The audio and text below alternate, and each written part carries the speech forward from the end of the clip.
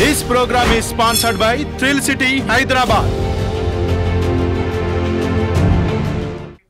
Namaste, welcome to Prime News Bulletin lo munduga headlines. మంచి కోసమే హైడ్రా భవిష్యత్ తరాల కోసం చూడరా.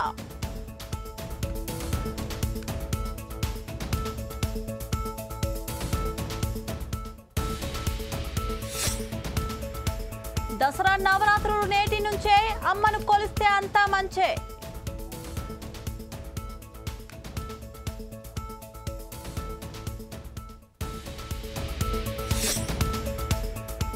కొండా సురేఖపై నిరసన ఇకనైనా ఆగేనా.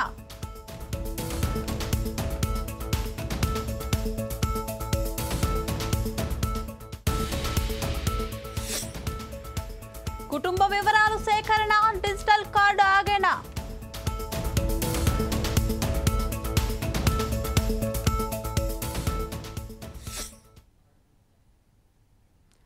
భవిష్యత్ తరాలకు మంచి భవిష్యత్ అందించాలంటే చెరువులు కుంటలు ఆక్రమణలకు గురికాకుండా చూడటమే తమ ధ్యేయమన్నారు.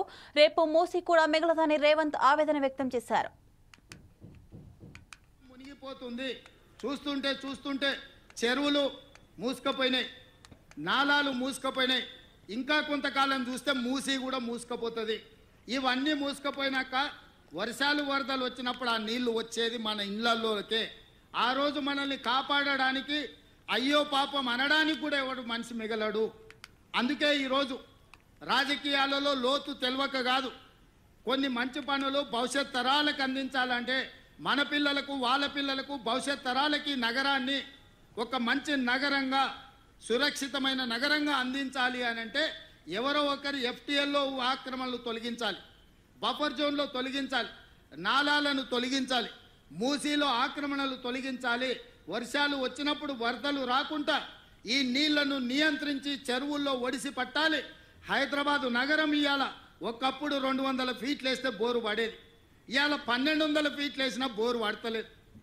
దీనికి కారణం ఈ సాగునీటి చెరువులను ఈరోజు ఆక్రమణలకు గురి కావడం కాదా? మరి ఈ సమస్యకు పరిష్కారం ఏంది? ఇవాళ ఇంకుడు గుంతలు కట్టాలి అని చెప్పినాం. ఎన్ని ఇళ్లల్లో ఇంకుడు గుంతలు ఉన్నాయని నేను అడుగుతున్నా. ఇవాళ అందుకే మా అధికారులకు ఆదేశాలు ఇచ్చిన, ఇంకుడు గుంతలు కట్టని ఇండ్లకు అనుమతులు ఇచ్చేది లేదు. ఇంకుడు గుంతలు లేని ఇండ్లకు నీళ్ల ట్యాంకర్ 2 ఛార్జ్ చేయమని మా అధికారులకు నేను ఆదేశాలు ఇస్తున్నా. ఇవాళ వాతావరణం కలుషితం అయిపోయి హైదరాబాదు నగరంలో నీళ్లు అడుగంటిపోయి 2000 ఫీట్లు బోర్ వేసుకున్నా నీళ్లు పడని పరిస్థితి వస్తే ఈ నగరంలో ప్రజలు బతకలేరు. ఈ నగరం సర్వనాశనం అయిపోతుంది. అందుకే ఇవాళ రాజకీయంగా నాకు తెలుసు, ఈరోజు కొంతమంది పేదల కష్టం వచ్చింది, వాళ్ళ కన్నీళ్ళు నేను అర్థం చేసుకుంటే వాళ్ళ దుఃఖం నాకు అర్థం అవుతుంది. మధ్యతరగతి వాళ్ళు జీవితాంతం కష్టపడి సంపాదించుకున్నది కొంతమంది మోసగాళ్ళ చేత నమ్మి మోసపోయి టీఆర్ఎస్ సన్నాసులను నమ్మి లక్షల రూపాయలు పెట్టి కొనుక్కున్న ఇల్లు అధికారులు వచ్చి కూలగొడితే ఆ కుటుంబం యొక్క దుఃఖం, ఆ బాధ నాకు తెలుసు. కానీ ఇట్లనే వదిలేసుకుంటూ పోతే ఇవాళ చెరువులను ఆక్రమించుకొని నాలాలను ఆక్రమించుకొని మూసీని ఆక్రమించుకుంటే ఈ సమస్యకు పరిష్కారం ఎక్కడ? ఇవాళ వాళ్ళని తొలగిద్దాం, తొలగించినప్పుడు వాళ్ళకు వచ్చిన నష్టాన్ని ఏ విధంగా భర్తీ చేద్దామో మీరు సూచన ఇవ్వండి. ఈ ప్రభుత్వం సిద్ధంగా ఉంది. ఏ పేదవాడి కన్నీళ్లు మేము చూడదలుచుకోలేదు. ప్రతి పేదవాడికి ప్రత్యామ్నాయం చూపించాలన్నదే నా ఆలోచన. బీఆర్ఎస్ మహిళా కార్పొరేటర్లు మంత్రి కొండా సురేఖపై బంజారాహిల్స్ పోలీస్ స్టేషన్లో ఫిర్యాదు చేశారు. సభ్య సమాజం తలదించుకునేలా నిరాధారమైన ఆరోపణలు చేసిన కొండా సురేఖపై చర్యలు తీసుకోవాలని వారు కోరారు. వెంటనే బహిరంగ క్షమాపణ చెప్పాలని డిమాండ్ చేశారు.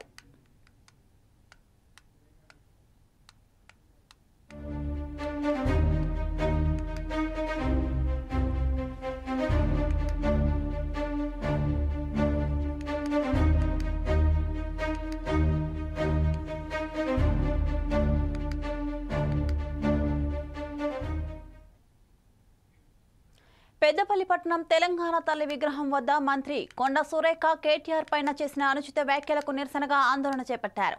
కొండా సురేఖను కాంగ్రెస్ పార్టీ వెంటనే బర్తరఫ్ చేసి బహిరంగ క్షమాపణ చెప్పించాలని డిమాండ్ చేశారు. ప్రతిపక్ష పార్టీలను అనగదొక్కాలని చూస్తున్నారని అన్నారు.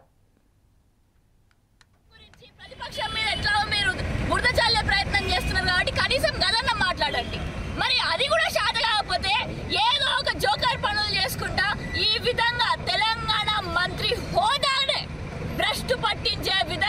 మాట్లాడితే మేము ఊరుకుంటామా? ఒక ఆడబిడ్డ అయ్యుండి అన్నన్ని నోరు తెరిస్తే చాలు ఆ పద భాష దగ్గర నుంచి మొదలు పెడితే ఆ ఎందుకు మాట్లాడుతున్నారో కూడా అర్థం కాని విధంగా మాట్లాడుతున్నారు మరి కొండ సురేఖ గారు. అటాక్ చేయాలంటే బోల్డర్లు ఉన్నాయి, కానీ బతుకమ్మ రోజే ఎందుకు? ఇవన్నీ కూడా జనసేన అధినేత పవన్ కళ్యాణ్ వారాహి యాత్ర నిర్వహించారు. ఎన్నికల తర్వాత పవన్ వారాహి యాత్ర చేయటం ఇదే మొదటిసారి. గత 5 ఏళ్లలో వైసీపీ ప్రభుత్వ నిర్వాకాన్ని దుయ్యబట్టారు. 500 కోట్ల రూపాయలు రంగులు తీయడానికి, రంగులు వేయడానికి సరిగానే మనకు ఉద్యోగాలు ఇవ్వడానికి చేయలేదు. List of violations by the YSRCP led Andhra Pradesh government between 20 and 24 as noted by the National Green Tribunal. Avulapalli Balancing Reservoir. This Andhra Pradesh government faced NGT, National Green Tribunal scrutiny over misrepresentation to obtain environmental clearance for this project. The NGT cancelled the EC and imposed a fine of ₹100 crore on the state for violations. The YSRCP government was implicated in large-scale illegal sand mining operations. Former Mines and Geology Director Sri VG Venkat Reddy Garu was arrested for violating National Green Tribunal orders, and his involvement in a 2,566 crore sand mining scam exposes major lapses in environmental regulation. Keshavananda Bharati ప్రాథమిక హక్కుల ఉల్లంఘన కింద, fundamental rights కింద దేశాన్నే కుదిపేసిన case. One has to understand Kesavananda Bharati, a mutt head from Kasaragod Jilla, Kerala, and when his right to property has been taken away, that has become a fundamental right issue. So Tirumala Prasad, I want all the eminent people of this nation to understand, don't think it is simple food adulteration. We are not looking at that. Today's simple adulteration case would have been put, they'll be charged, but that is not the thing. It's much beyond.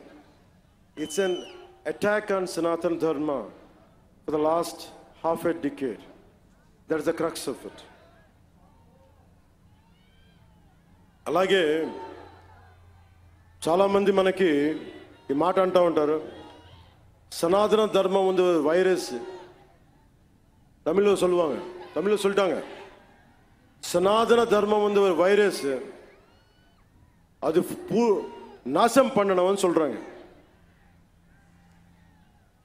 இந்த மாதிரி நிறைய பேர் சொல்லிருக்காங்க sir, நிறைய பேர் சொல்லிருக்காங்க. நீங்க முதல்வன் இல்ல, you're not the first one, you're not the last. Digital card survey ప్రక్రియ ఎలాంటి పొరపాట్లకు తావలేకుండా పకడ్బందీగా నిర్వహించాలని మెదక్ జిల్లా అదనపు కలెక్టర్ వెంకటేశ్వర్లు అన్నారు. గురువారం శంకరంపేట మండలం కామారం గ్రామంలో జరుగుతున్న డిజిటల్ కార్డ్ సర్వే ప్రక్రియ పరిశీలించారు. మెదక్ మున్సిపల్ పరిధిలో జరుగుతున్న సర్వే ప్రక్రియకు 4 టీములు, శంకరంపేట మండలంలో 2 టీములు ఏర్పాటు చేశామని, ప్రతి టీముకు 4 సిబ్బందిని నియమించినట్లు తెలిపారు. ప్రతి ఒక్క కుటుంబం వివరాలు డిజిటల్ కార్డ్ సర్వేలో తప్పకుండా నమోదు చేయాలని అధికారులను ఆదేశించారు. కుటుంబ సర్వేకు కావలసిన నోడల్ అధికారి బృందాల పనితీరును పర్యవేక్షణ చేయాలని అన్నారు. సో దీంట్లో మేము ఏం చేస్తున్నామంటే, ప్రతి కుటుంబం దగ్గరికి వెళ్ళి మన దగ్గర కొంత డేటా ఉంది ఆల్రెడీ, ఏ కుటుంబంలో ఎంతమంది ఉన్నారు అనేది మన దగ్గర, అటు రేషన్ కార్డ్స్ నుంచి వచ్చిన డేటా కానీ లేకపోతే ఇతరతర డేటా అంతా కూడా తీసుకొని ఆ ఫామ్స్ అన్నీ కూడా ఇక్కడ మన శంకరంపేట ఎంపీడీఓ గారు, తర్వాత శంకరంపేట తహసీల్దార్ గారు ఇద్దరి పర్యవేక్షణలో ఈ సర్వే జరుగుతుంది. ఇది ఒక మనకు 7వ తారీఖు వరకు టైం ఇచ్చారు. సో 7వ తారీఖు వరకు కంప్లీట్ చేస్తాం. కావున ఎప్పుడైతే ఈ సర్వే టీం వచ్చినప్పుడు దానికి సంబంధించినటువంటి కుటుంబ సభ్యులు కానీ ఆ కుటుంబాల వారు కానీ వచ్చిన అధికారులకు తమ యొక్క వివరాలన్నీ తెలియజేయవలసింది. తూర్పుగోదావరి జిల్లా రాజమండ్రి సిటీ శాసనసభ్యులు ఆదిరెడ్డి వాసు స్థానిక కూటమి నాయకులు అధికారులతో కలిసి నగరంలో 11వ డివిజన్ మల్లినా నగర్లో పర్యటించారు. నగరంలోని ప్రతి వార్డులో చేపట్టాల్సిన పనులను కూటమి నాయకులతో కలిసి పర్యవేక్షిస్తున్నామన్నారు. నగర అభివృద్ధిలో భాగంగా ఏర్పడిన చివరి ప్రాంతాల్లోని వార్డులో 2007-2008 సంవత్సరాల్లో మాత్రమే అంతర్గత రహదారులు, డ్రైన్ వంటి అభివృద్ధి కార్యక్రమాలు జరిగాయన్నారు. తదుపరి ఈ ప్రాంతాల అభివృద్ధి జరగలేదన్నారు. రానున్న పుష్కరాల నాటికి నగరంలో రహదారులు, డ్రైన్ల సమస్యలు లేకుండా నగర ప్రజలకు, వచ్చే యాత్రికులకు అసౌకర్యం కలగకుండా ఆధునీకరించడం జరుగుతుందని వాసు పేర్కొన్నారు. 11వ డివిజన్ మల్లినా నగర్లో ఇంటింటికి వెళ్లి ప్రజా సమస్యలతో పాటు ప్రభుత్వం అక్కడ చేపట్టనున్న పలు అభివృద్ధి కార్యక్రమాల వివరాలను స్థానిక ప్రజల నుంచి అడిగి తెలుసుకున్నారు. ఏ విధంగా చేయాలన్న దాని మీద స్థానిక ప్రజలందరితోటి తిరగడం జరుగుతూ ఉంది. ఎన్డీఏ కూటమి నాయకులందరూ కూడా రావడం జరిగింది. చూసాం ప్రధానమైన సమస్యలు చాలా. లొకాలిటీ అయితే పాష్ ఏరియాస్ అంటారు వీటిలన్నింటినీ కూడా, అంటే నగరం విస్తీర్ణ ఈ వైపు జరుగుతూ ఉంది. అలాంటి లొకాలిటీలోని ఒక మంచి రోడ్ కానీ డ్రైన్ కానీ లేకపోవడం చాలా దురదృష్టకరం. నాకు తెలిసి 2007 ఆ సమయంలో 8 ఆ సమయంలో ఆనాడు ఉన్న కార్పొరేషన్ ఏదైతే మేయర్గా ఆదిరెడ్డి వీర్రావు గారు ప్రాతినిధ్యం వహిస్తున్న ఈ వార్డు పరంగా చేయించిన కార్యక్రమాలే తప్ప మరలా లేవు. చేసుకోవాల్సిన అవసరం ఉంది. డిపార్ట్మెంట్ వారు అందరూ వచ్చారు, ఎస్టిమేట్స్ అన్నీ రెడీ చేసి దగ్గరలోనే అవసరమైన సీసీ రోడ్స్, డ్రైన్స్ కూడా వేసే బాధ్యత ఎన్డీఏ కూటమి మేము తీసుకుంటా ఉన్నాం. చాలా సమస్యలు ఉన్నాయి. కుక్కల సమస్య ఒకటి బాగా ఎక్కడికాడే వినబడతా ఉంది. దానిపైన కూడా ఎందుకంటే చట్టాలు ఉన్నాయి, వాటి మీద ఏ చర్యలు తీసుకోలేం. చేయగలిగింది ఆ కుటుంబ నియంత్రణ ఏదైతే వాటికి చేసి వాటి సంఖ్యని తగ్గించుకుంటూ సంవత్సరానికి వెళ్ళాలి. అలాగే ఈ చెట్లు కూడా ఉన్నాయి. గతంలోనే ఏదైనా ఒక చెట్టు బాగా ఇబ్బందిగా ఉంటే చెప్తే అధికారులు వెంటనే చర్యలు తీసుకున్నారు. ఇప్పుడు అది కాదు. ఇప్పుడు ఒక చెట్టుని కానీ ఏదైనా సరే మనం తుంచాలి అని అనుకుంటే అక్కడ స్థానికంగా ఉన్న ప్రజలందరూ ఒక అర్జీ పెట్టాలి. అది కార్పొరేషన్ నుంచి అధికారి డిఎఫ్ఓకి పెట్టాలి. డిఎఫ్ఓ గారు ఆమోదం తెలిపిన తర్వాతే ఒక చెట్టుని మనం ముట్టుకోగలం. కేవలం ఈ పర్యావరణాన్ని కాపాడాలి, మొక్కల్ని పరిరక్షించుకోవాలన్న ఉద్దేశంతో ప్రభుత్వాలు తీసుకుంటున్న నిర్ణయాలు అవి కూడా ప్రజలు గమనించి మీకు బాగా ఇబ్బందికరమైన పరిస్థితులు ఉంటే స్థానికంగా ఉన్న వాళ్ళందరూ కలిపి సంతకాలు సేకరించి ఇచ్చినట్లయితే ఈ ప్రాసెస్ ఏదైతే ఉందో అన్ని చేయించి చేసే బాధ్యత ఎన్డీఏ కూటమిగా తీసుకుంటాం. 2027 పుష్కరాలి కల్లా నగరంలో ఎక్కడా కూడా రోడ్ అనేది, డ్రైన్ అన్నది సమస్య అనేది లేకుండా చేసే బాధ్యత ఎన్డీఏ కూటమిగా మేము తీసుకోవాలన్న ఆలోచనతోటే. ఏ ప్రణాళిక లేకుండా రేవంత్ పేదల ఇల్లు కూలగొడుతున్నారని, డ్రైనేజీ సమస్య పరిష్కారం చూపకుండా కూల్చివేతలు సరైన నిర్ణయం కాదని కిషన్ రెడ్డి అన్నారు. ఏ రకమైనటువంటి ఆలోచన లేకుండా అక్రమ కట్టడాల పేరు మీద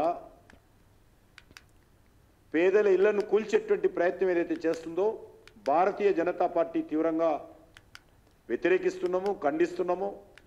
ప్రభుత్వం వెంటనే ఉపసంహరించుకోవాల్సిందిగా ఈ చర్యలను డిమాండ్ కూడా చేస్తూ ఉన్నాం. ఎందుకోసం బ్యూటిఫికేషన్ చేస్తున్నారు? మీ యొక్క కార్యాచరణ ఏంటో చెప్పాల్సినటువంటి అవసరం. ఈరోజు హైదరాబాద్లో ఉన్నటువంటి 70% డ్రైనేజ్ అంతా కూడా మూసీలో కలుస్తుంది. మీరు బ్యూటిఫికేషన్ మూసీ వేస్తే ఈ డ్రైనేజ్ నీళ్ళంతా ఎక్కడ పోతే చెప్పాలి. డ్రైనేజ్ సమస్య పరిష్కారం చేయకుండా, స్ట్రాంగ్ వాటర్ సమస్య పరిష్కారం చేయకుండా ఈరోజు 1,50,000 కోట్లతో మూసీ బ్యూటిఫికేషన్ పేరుతో మీరు చేస్తున్నటువంటి చర్యలు ఏవైతున్నాయో అనాలోచితమైనటువంటి చర్యలు. ఇప్పుడు డ్రైనేజ్ సిస్టమ్ అంతా కూడా మూసీలో కలిపారు.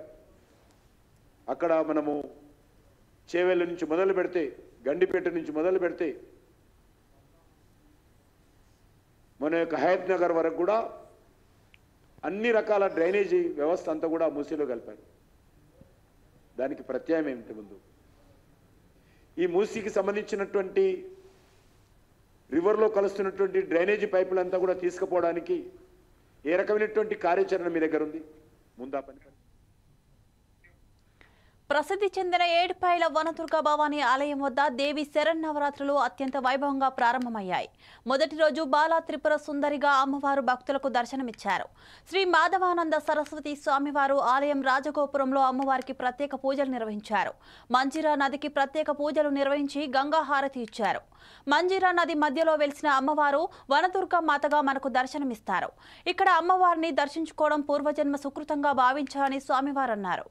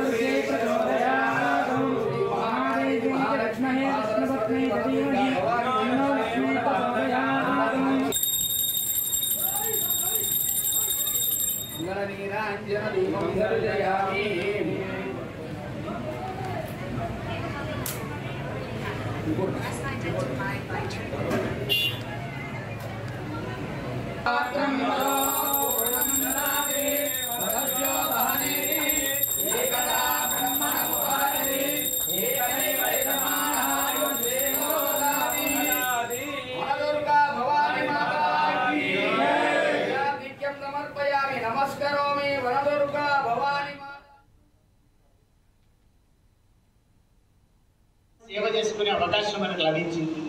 మరి క్రోధినామ సంవత్సరంలో ఇప్పుడు జరుగుతున్నటువంటి శరన్నవరాత్రి మహోత్సవం ఈరోజు ప్రారంభం. ఈరోజు పూర్ణంగా ఈ సంవత్సరం పూర్ణంగా నవరాత్రులు వచ్చాయి.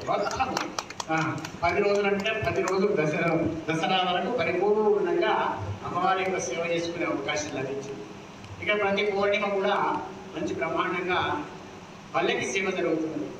అనేక రకాలైనటువంటి సేవా సౌకర్యాలు అమ్మవారు మన చేత చేయించుకుంటున్నది మనకు కనిపించింది. ఇంకా మనం చేయవలసింది చాలా చాలా ఉంది. అమ్మ ఓపిక మనకి ఇచ్చింది, అమ్మ ఓపికతో ఉంది. మనం దాన్ని అనుభవిస్తూనే అమ్మవారి సేవలో. ఉప్పల్ పోలీస్ స్టేషన్ పరిధి రామంతపూర్ పారిశ్రామిక వాడలో 100 బ్యాగుల పీడీఎస్ బియ్యాన్ని ఉప్పల్ పోలీసులు పట్టుకున్నారు. 4 ట్రాలీ ఆటోలు, గుజరాత్కి చెందిన ఒక టర్బో లారీని సీజ్ చేశారు. 9 మందిని అరెస్ట్ చేశారు. ఉప్పల్ పరిసర ప్రాంతాల్లో సేకరించిన రేషన్ బియ్యాన్ని గుజరాత్కు తరలిస్తున్నట్లు పోలీసులు తెలిపారు.